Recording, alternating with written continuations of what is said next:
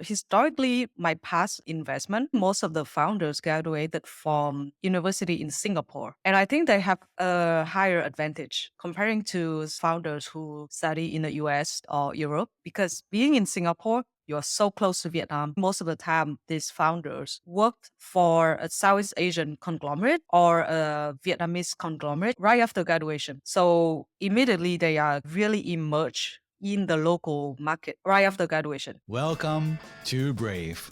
Learn from Southeast Asia's best tech leaders. Build the future, learn from our past, and stay human in between. No BS on success. I'm Jeremy Au, venture capitalist, serial founder, Harvard MBA, science fiction nerd, and dad of 2 daughters. Every week, we debate startup news, interview changemakers, answer listener questions, and share personal insights. Join our movement of over 40,000 members and get transcripts, resources, and community at www.bravesea.com. Stay well and stay brave.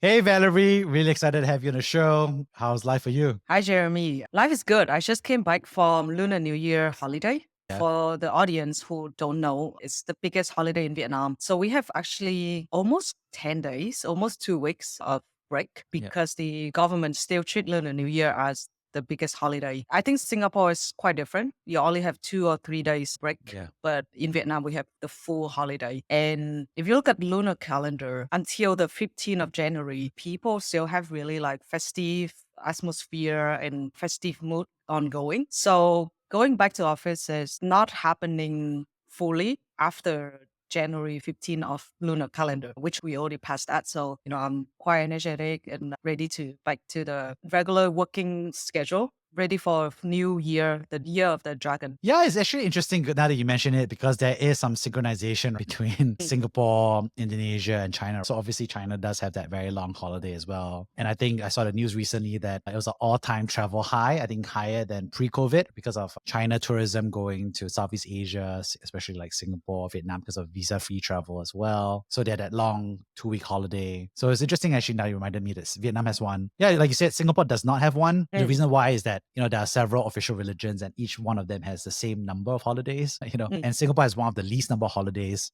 in Southeast Asia in total number as well, because we're so productive and so pro work. But what happens, of course, is that during the same 2 weeks is that not a lot of work gets done. So I was just rolling off a call and we're just talking about how this year, because of the lunar calendar, is much closer to the December holidays because it was in early February. So basically we were all kind of complaining how nobody worked for January because Christmas holidays, then the Lunar New Year. Then now that the Lunar New Year is happening, now a ton of work is happening. Everybody's all like meeting, work, everyone's back to back. So I thought it was interesting. Yeah. And since you mentioned Chinese tourists, actually I was traveling in a Lunar New Year in Da Nang, which is an up and coming city in Vietnam, located in central Vietnam. I think they're being upgraded to tier 1 city. There were a lot of foreign tourists in Da Nang, but not a lot of Chinese tourists at all. Most of them are Korean, following by Japanese tourists. But I think if we expect to see more Chinese tourists to come back to Vietnam, our tourism and our economy would fare better because pre-COVID levels, like mainland Chinese tourists account for 1/3 of foreign visitors to Vietnam.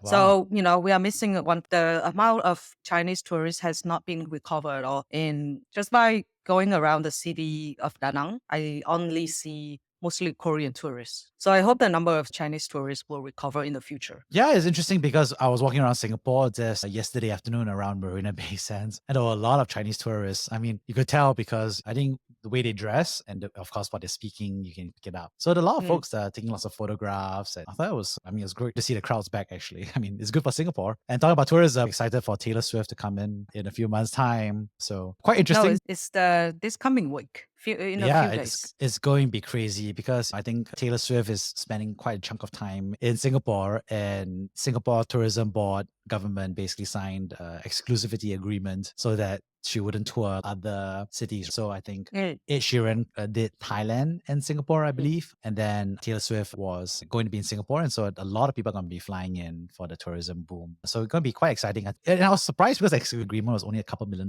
So I was like, whoa, like That's a pretty good great deal. ROI. I mean, it's a good deal because, you know, like, Yeah. I mean, you think about it, like a couple $1 million of Taylor Swift, but somebody comes in, you're spending at least a couple $1,000. Mm, And then, you know, there's like tens of thousands of attendees. And mm. then, you know, taxing 20 to 30% of that via all the various expenditures. Yeah, that's Yeah. it's a good deal because I was planning to travel to Singapore actually for work, but I have to cancel the trip because the flight ticket were insane. Vietnam Airlines totally run out of tickets.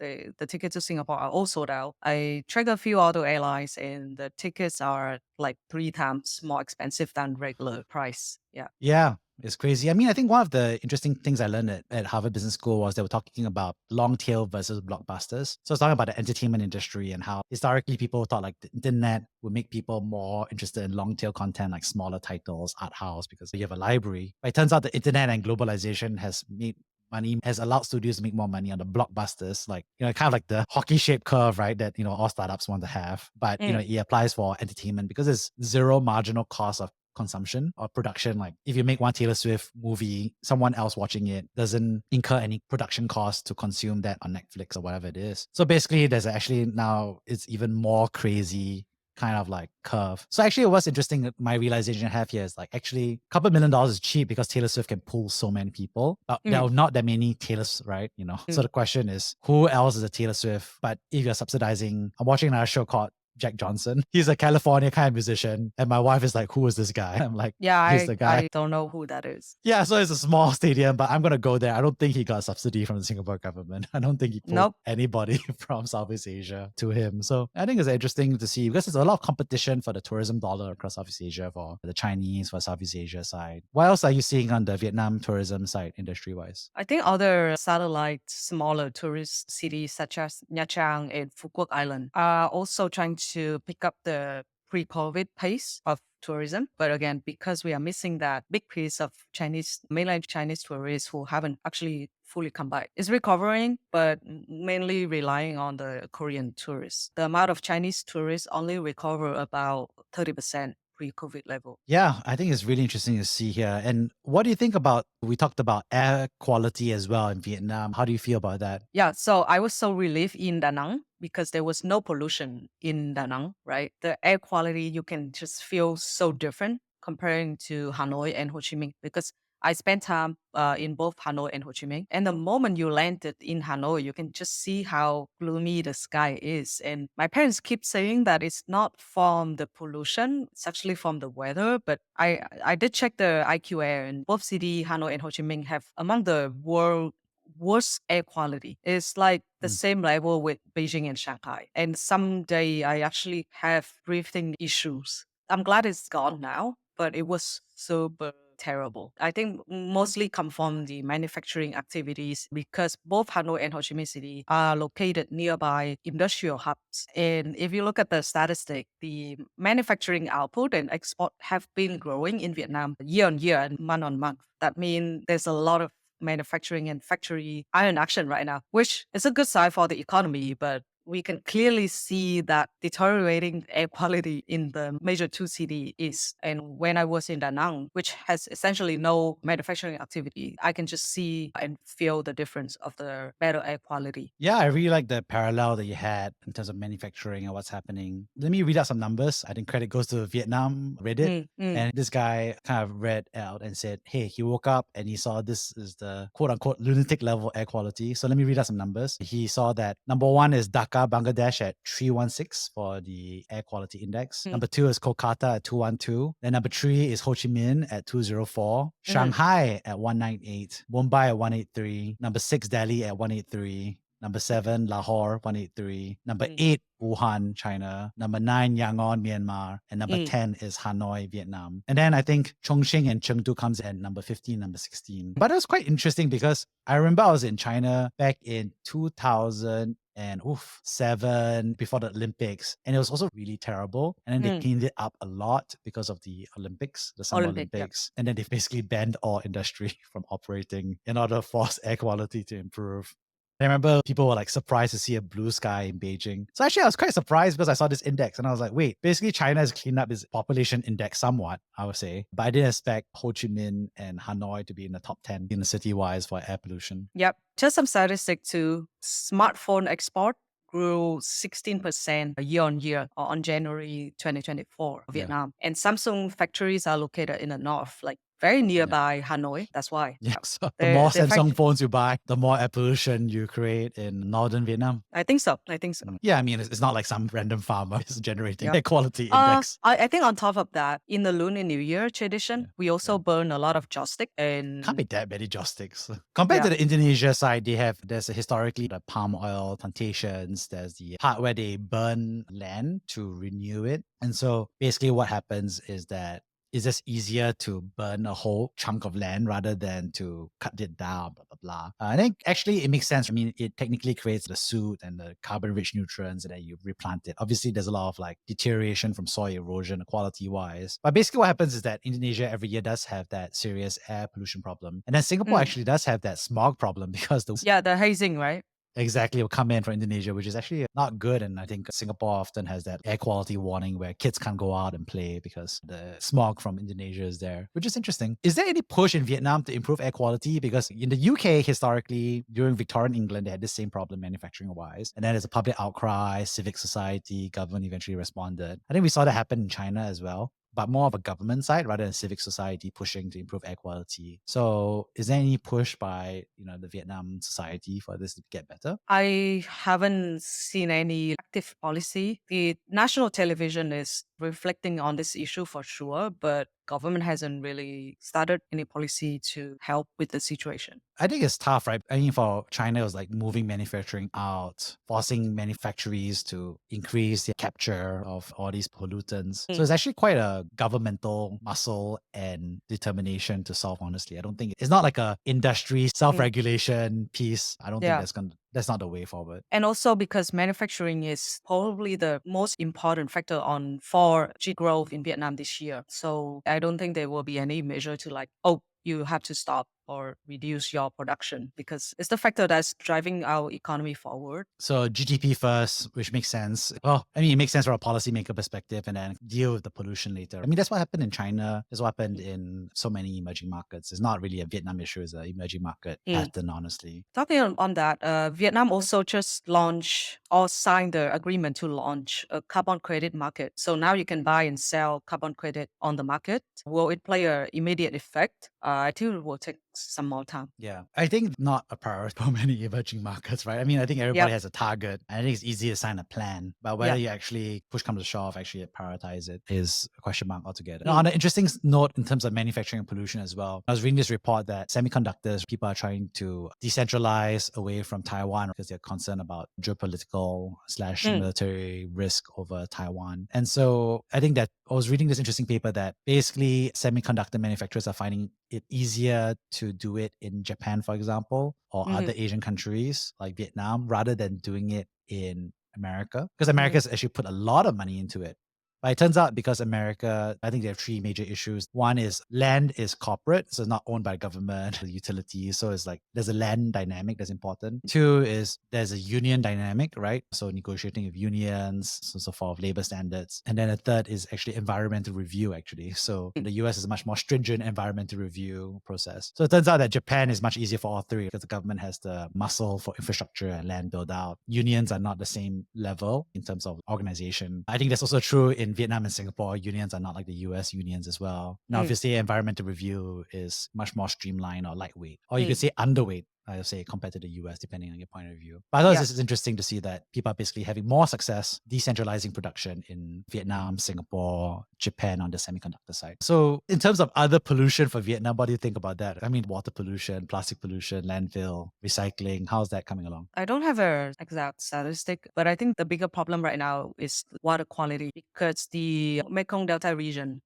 is very crucial for like crops and agriculture in Vietnam. And recently there were many droughts in the past few years. So I think the lack of clean waters, especially for the agricultural region of Mekong Delta, is a big issue. Yeah. Interesting. So let's talk about the rest of what article talking about fraud, cash delivery fraud by delivery riders. What's your take on that? Yeah, I think it's a typical kind of problem in emerging country. I'm sure Indonesia has their fair share of fraud, especially on cash on delivery. But the overall trend, I think the article might be a bit outdated because cashless payment, especially through credit card and debit card, and now QR code are getting more and more popular than ever and getting bigger market share in terms of e-commerce transaction. And those number, those GMV from those transactions are actually far exceeded the cash on delivery already. Yeah. So I think the article might be outdated and it's a common issue among all frontier emerging markets. I think what's interesting is that the article was also talking about Grab and Shopee Food, which is the two competitors in the space. And it's interesting because a lot of folks don't really know that Shopee has a Shopee Food. I've never ordered Oh from no, Shopee Food. Yeah. I think Shopee Food is only available in Vietnam. Yeah. So could you share a little Yeah. bit more about what the experience is? Which one do you prefer? What's the differences between the two platforms? I prefer Shopee Food. Ooh, why? Is it price? Is it subsidies? I mean, there's one way they compete, or is it just a UX? So Grab, they work mostly with big chain, kind of the brand that you're already familiar, like KFC, McDonald's. They would be always available on Grab because I believe Grab tech rate is higher than that of Shopee Food. So only big stores or restaurants who are already at scale can afford Grab. Shopee Food, on the other hand, they have a lot of like mom and pop merchants, smaller merchants, but the food quality is better, right? But they are not a chain. Maybe Yeah. they have one or only two locations. And I like that type of food better comparing to McDonald's or KFC of Vietnam. So that's why I order from Shopee Food more Mm. frequently than Grab. All the product managers on both sides are listening in right now. Mm, mm. What's interesting is that Foodpanda was trying to sell, so they're part of the mothership called Delivery Hero. And I think for about 2 months now, I say, there was the leak that they were negotiating with Grab to potentially sell themselves. I think it goes back to the economics, right? Like food delivery is a really tough, low margin, or let's be real, a negative margin business for many platforms. And so it's a very tough business to build. And supposedly, I think economies of scale will let you consolidate some SG&A costs, give you some profitability, give you some negotiating leverage. But unfortunately, or fortunately, depending how you look at it, Foodpanda didn't sell. And Mm. supposedly Grab left the table. They felt like the price wasn't good enough. And perhaps maybe the public disclosure of the talks also kind of came out as well. So I think it's interesting to see how food does. I mean, Foodpanda is not in Vietnam, but it's interesting to see how the consolidation of the food systems will come out. Are there any other food delivery services in Vietnam that's out there as well Yeah. between these two? Yeah, they are, but they leaving or already left the market. Like 2 years ago, Minh was the third largest food delivery player. They decided to leave Vietnam Q4 2023 because it's a tough game. They Yeah. need to reserve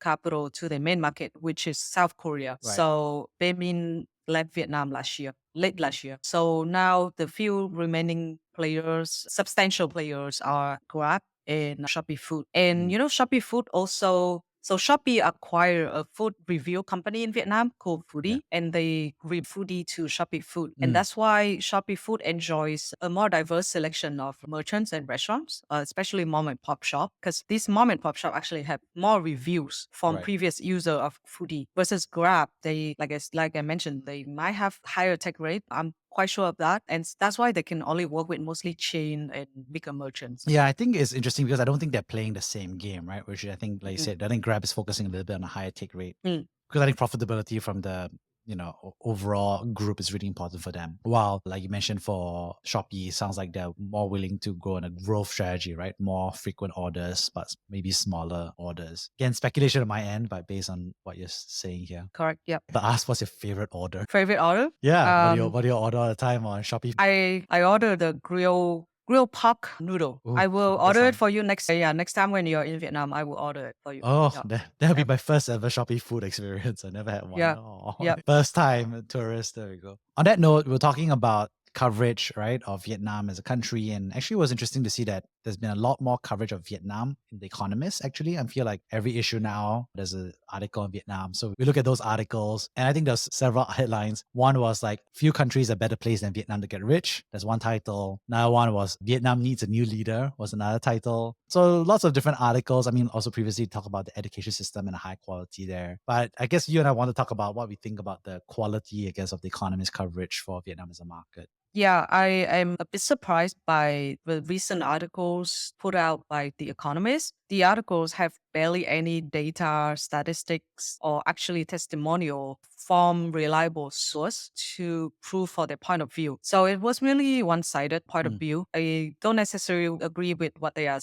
portraying in the articles. I think it's a bit unfair. I'm a bit surprised by why their title are becoming more and more like a bait, which The Economist was not known for being that. Yeah, I think it's interesting because, one interesting fact is that they did move their bureau chief, right? And, the person was formerly located in Hong Kong and they moved to Singapore, actually. So I think there's a big reason why I think there's a rise, I would say, in the coverage, obviously, of Southeast Asia, because I guess the bureau chief is closer to Southeast Asia. That's one piece. But also, of course, I think what's interesting is that economists, I think they're quite clear about their stance, right? I think they're pro trade. I think they're definitely, can't remember the exact phrases they use there, so I don't want to quote there. But they do have, I think, a strong, I wouldn't say, I think some people characterize it as political, but I think from their perspective, they look like they have a strong, like, values or normative stance, I think, on. And I think what's interesting is that it almost feels like every time I read this, it's like I'm reading this as a Southeast Asian reading historically a UK based paper, right? That's catering to the West in some ways about a country that's very nearby, right? And I think that's also, it's interesting. Yeah, whatever they stance is, I want to see more actual statistics, data reports in a reliable. If they interview maybe as a politician, but they didn't. It was really objective to their point of view. Yeah, I think it would be interesting to see. I mean, maybe I'm a bit more optimistic as well. I feel like, maybe they're slowly progressing and learning, I think. And also, I think it's interesting because I think this is really important because when I was in the US like a month ago, the truth is most people are not getting much coverage about Southeast Asia. So The Economist is Yeah, actually no, maybe the only real piece that actually covers it on a maybe recurring basis because they have a whole section, right, on the Asia side that's exclude China. China is a separate piece, and then the Asia section. So I think it's quite interesting because there's always a recurring Southeast Asia piece. Whereas I think Wall Street Journal and New York Times, they're more unbundled, right, in that sense. So right. anyway, I just think that there's a lot of, I think they punch above their weight for The Economist. It's not just one publication, but it's actually a source of framing and thinking for a lot of folks in Washington, D.C. Agree. So I think last thing is that, we wanted to talk about that Nikkei Asia article, which was about Harvard and Oxford graduates powering Vietnam's tech startup scene. What do you think about that? I haven't read the article, but based on the title, I agree, but also disagree. The Harvard, Oxbridge type of grads, they have a lot of pedigree and prestige to their name. So it's still easier for them to fundraise and get trust from VC. But historically, my past investment, actually, most of the founders graduated from university in Singapore. And I think they have a higher advantage comparing to founders who study in the US or Europe, because being in Singapore, you're so close to Vietnam, but still get the international exposure that other founders or kind of the founders without foreign education will not have. They can make the trip to Vietnam, which is less than 2 hours monthly or at least like quarterly. So they get updated to what's happening in Vietnam more often. And sometimes, actually, most of the time, these founders worked for a Southeast Asian conglomerate or a Vietnamese conglomerate right after graduation. So immediately they are really immersed in the local market right after graduation versus the Harvard and Oxbridge type of graduates. Even though they might be Vietnamese, they are away from Vietnam for like at least 4 to 5 years, depending on how many years they study and work overseas. So when they come back to Vietnam, still take them some time to adapt and adjust back to the working culture, to the local nuances, to especially, I think, especially working culture, how to deal with suppliers, negotiate with customers, communicate with your employees, especially. So to be honest, the majority of my founders graduated from Singapore University, such as National University of Singapore, Singapore Management University, or Nanyang Technology University. So I think the article is missing a big piece there. And it's the title sounds a bit favorable. Yeah, I mean, it's always sexier paid, right? I mean, these days, I Yeah. think, Yeah. can't really, because like can't hate the player, you got to hate the game in that sense. But I think you raise a really great point, which is that, I previously did some, quantitative analysis on university education. And yeah, I think the short answer that you have there is, I think from, if you look at an objective, quantitative, absolute number, I think National University of Singapore is the number one source of, kind of like unicorn founders in Southeast Asia, right? So I think that's an important school because, like you said, I think National University of Singapore actually ranks very highly in terms of academic qualities, comparable to many of the top universities in the US. But also, yes, the size, right? Because a lot of folks in Southeast Asia travel to NUS, etc. And the absolute number. I think what I can say about Harvard, and I would say to a lesser extent Oxford, but I think for the Harvard and Stanford folks who are returning to Vietnam, Asia, they are also still in the top 10. So like they're like number 3, number 5, for example. Like they're actually quite high in the rankings. It's just that the total absolute numbers of people who are coming back is lower. So the per capita hit rate of the founders in terms of raising large rounds and growing them. Now, whether there's a function of funders saying like, oh, they're prestigious, so we'll follow that signal, versus they're actually quantitatively better at building a company versus are they quantitatively better at fundraising is to be determined. But I think that's a big part of it. I did like also the Nikkei article. They did show that Vietnam leads Southeast Asia in study abroad. So Vietnam has by far number 1 with about 140,000 people who study abroad. Indonesia only has about 60,000. Number 2, Malaysia at 50,000. Thailand at 25,000. Philippines at also around 25,000. Singapore about 20,000. Then Myanmar, Laos, Cambodia, Brunei, lower than that. I'll say the good news for Singapore is that on a per capita basis, it's a lot smaller than everybody else. So an absolute number. But I think Vietnam is interesting because, Vietnam is smaller than Indonesia population size, but, effectively has, 2.5 times more people studying abroad than Indonesia. So it's quite an interesting fact, I would say. Yeah. I think we covered this in our past episode, right? The education is really the most important thing in Vietnamese household. That's the last thing that we will sacrifice. We have to put education as the priority. I think we already discussed in previous episodes. What I want to do is maybe next time we'll do a discussion, but is there a tiger mom version or stereotype of Vietnam households? I mean, in America, they have one, they call it tiger mom. But I'm just kind of curious, in the future, what we can do is like, what does a typical Vietnamese family focus on, for example, education-wise, etc. I think it'd be interesting to look at it that way. On that note, thank you so much, Valerie, for spending your time this morning with us. Yeah, thank you, Jeremy. Thank you, Brave, for having me again. Thank you for listening to Brave. If you enjoyed this episode, please share the podcast with your friends and colleagues. We would also appreciate you leaving a rating or review. Head over to www.bravesea.com for member content, resources, and community. Stay well and stay brave.